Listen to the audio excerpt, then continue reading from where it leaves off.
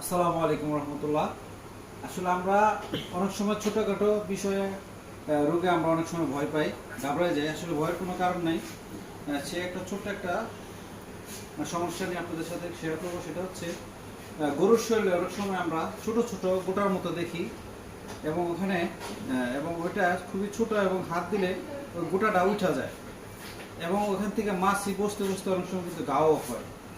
এটা আসলে মূলত কারণ হচ্ছে, এক হচ্ছে কৃমি, চামড়ার নিচে যে কৃমিটা হয় কৃমির কারণে, আর একটা হচ্ছে সাদা মাছি। রাতের বেলায় অনেক সময় দেখা যায় সাদা এক ধরনের মাছি গরুর শরীরে বসে, এবং বসার ফলে এরকম গোটা গোটা হয়ে যায়। এবং এটা খুব সহজে ভালো করতে পারবেন। সেটা হচ্ছে যেই যে ড্রপটা হচ্ছে সেটার নাম বলবো আইভারমেক।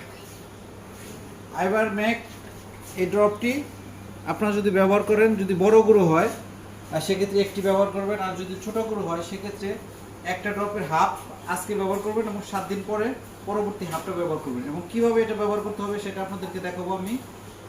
ড্রপটা নিয়ে মোটামুটি মাথার থেকে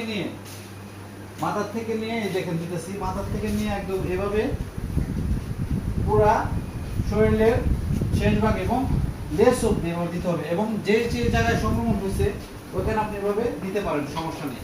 ঠিক আছে। আসসালামু আলাইকুম ওয়া রাহমাতুল্লাহ।